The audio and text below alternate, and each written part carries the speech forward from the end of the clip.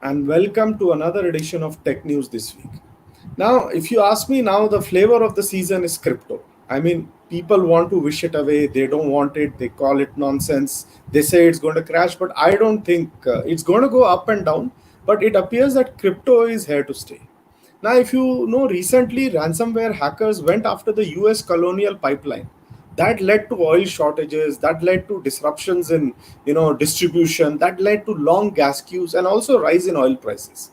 Now, there were initially reports saying that this happened because the pipeline refused to pay up. But now it appears that they did pay up, and there were other issues due to which the problems happened. And it seems they have paid the dark side hackers $5 million in cryptocurrency.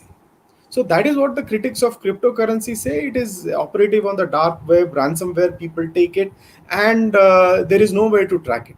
That is one of the problems against cryptocurrency. Interestingly, this is a Russian-based hacker group. They said that their slogan is cash, not chaos. They claim to be an apolitical group which is only after money. But anyway, the damage was done. And elsewhere, now actually we should call it the Elon Musk cryptocurrency stock exchange. Because the moment Elon Musk speaks, for it, the fortunes go up. He speaks against it, it goes down. So for example, when he said that Tesla would accept Bitcoins for payment, the price of Bitcoin shot up. Now he has suspended that move, saying that electricity is a huge factor in Bitcoin mining. Interestingly, both Teslas and Bitcoin mining run on electricity. Anyway, and then he went on Saturday Night Live, and he said something which about Dogecoin, which people didn't like. And in fact, someone calculated that as a result of this, the entire cryptocurrency ecosystem lost $365 billion. So that's the power of Musk. Of course, it will come back. It's just the cryptocurrency has become like a stock exchange, which keeps going up and down. The naysayer says it will crash, but I mean, Bitcoin has been here for 11, 12 years. So that doesn't seem to be happening with the embrace of cryptocurrency widening. Now, after that, Musk said that he would work with Doge developers to improve the system efficiency of Dogecoin. And after that, the value went up.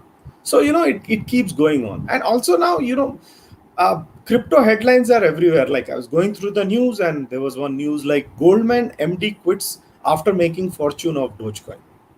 Or more interestingly, Ethereum founder Vitalik Buterin donates $1 billion in Doge-themed meme coin to India COVID Relief Fund.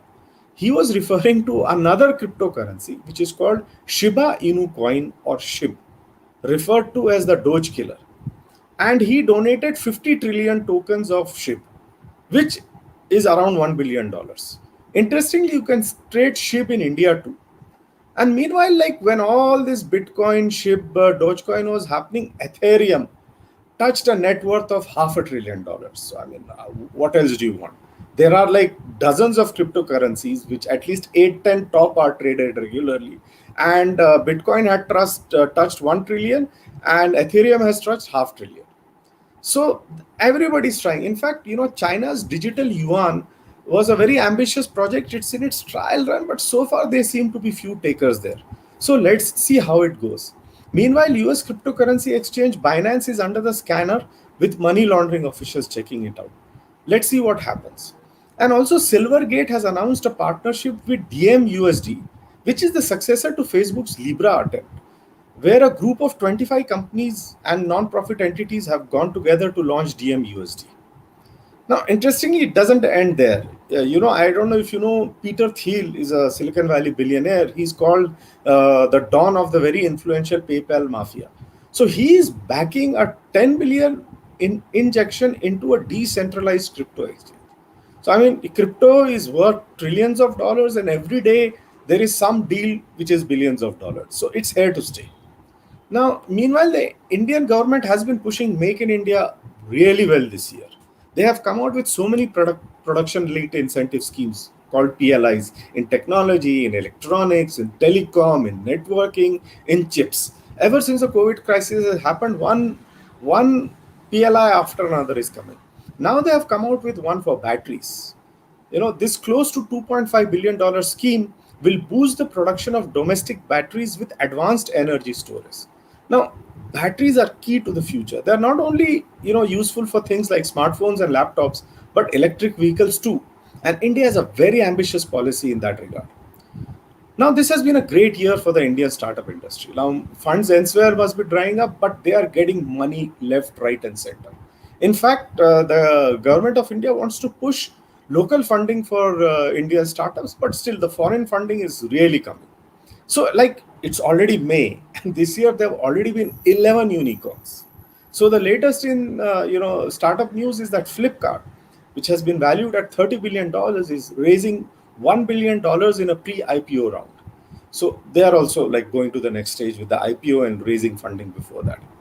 So, meanwhile, in other news, Jio continues to lose active subscribers. So that's strange. I mean, it's had a great run, but in the last couple of quarters, Airtel has pulled back, and interestingly, even Vodafone is now increasing customers. So Jio will have to get its act together if it wants to continue.